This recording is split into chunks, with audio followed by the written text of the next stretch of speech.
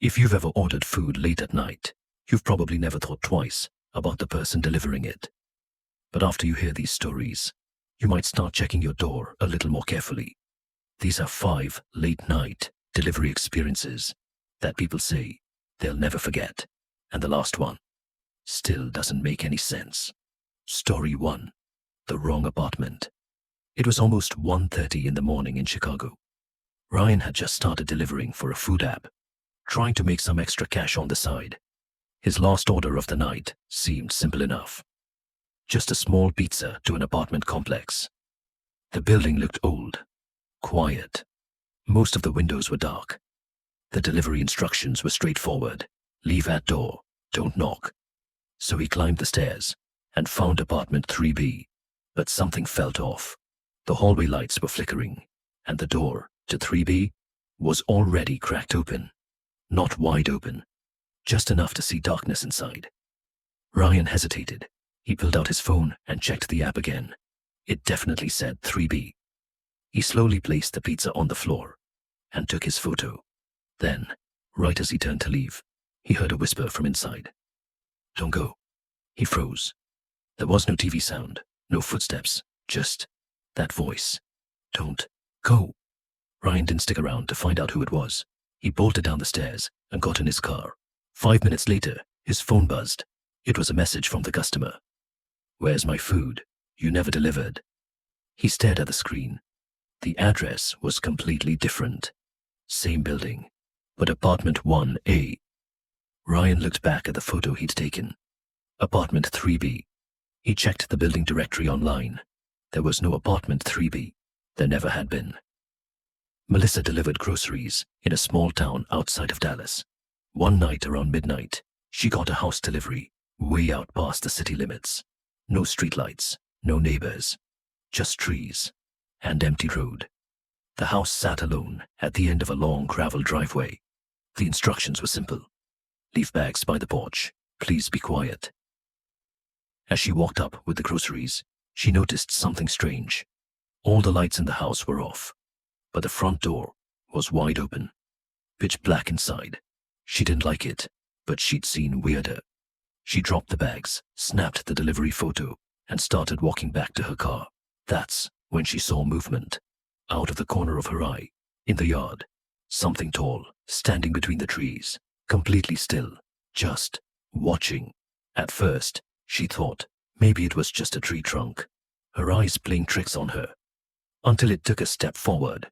Melissa didn't wait to see what it was. She ran to her car and peeled out of there. As she drove away, her headlights swept across the yard. There was nothing there, but later that night, when she checked the delivery photo on her phone, her stomach dropped. In the background, right behind the porch, there was a tall, shadowy figure, standing exactly where nothing should have been. Jake delivered fast food in New York City. One night, he got an order going to an office building at 2 in the morning, which already seemed weird. Who orders burgers to an office building at 2 a.m.? When he got there, the lobby was completely empty. The security desk was unmanned, but the elevator was working. The instructions said, floor 6. When he stepped out onto the 6th floor, every single light was off.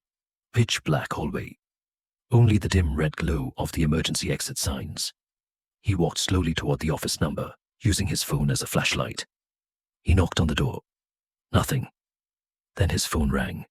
It was the customer. Jake answered. A whisper came through. "Come inside. Door's unlocked." But here's the thing. The voice didn't just sound like it was coming through the phone. It sounded like it was right behind him. He spun around. No one there. He looked back at the door. It was now cracked open. Just slightly. Jake didn't say a word. He hung up and sprinted to the elevator. As the doors slid closed, his phone buzzed again. New message. "Why did you leave?" "I'm still waiting downstairs." Derek delivered coffee orders in the early mornings around Seattle. Around 4:45. Still dark outside. He had one regular customer who ordered every single day. Same drink. Same address. Small house on a quiet street. Always contactless delivery. But one morning, the guy opened the door himself. First time Derek had ever actually seen him. Pale skin, blank stare, didn't say a word, just handed him cash. Derek felt uncomfortable, but he shrugged it off. As he walked back to his car, he glanced at the side mirror. He could see himself, the porch, the house, but not the man. The guy who was standing right there on the porch had no reflection. Nothing. Just empty space where he should have been. Derek looked back over his shoulder. The man was still standing there, watching him, smiling. Derek got in his car and drove away. He never accepted another delivery to that house again. Story 5. The Last Delivery. This one happened to my friend Lucas in Los Angeles.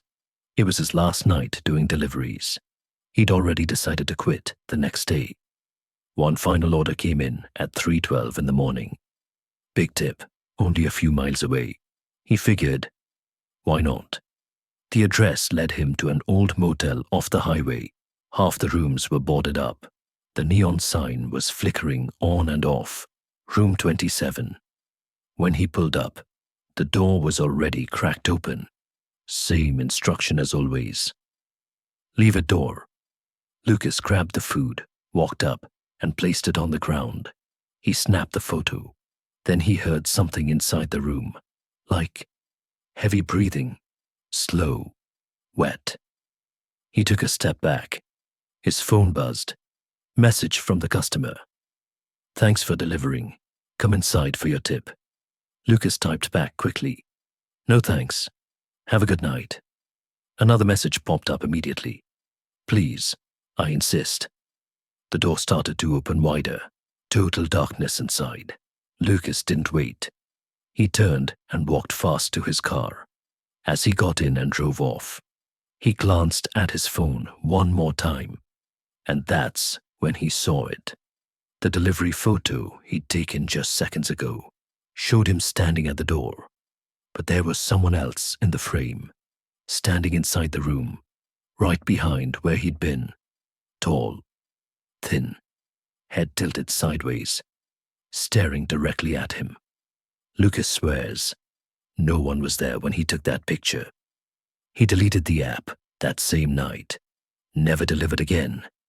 Outro.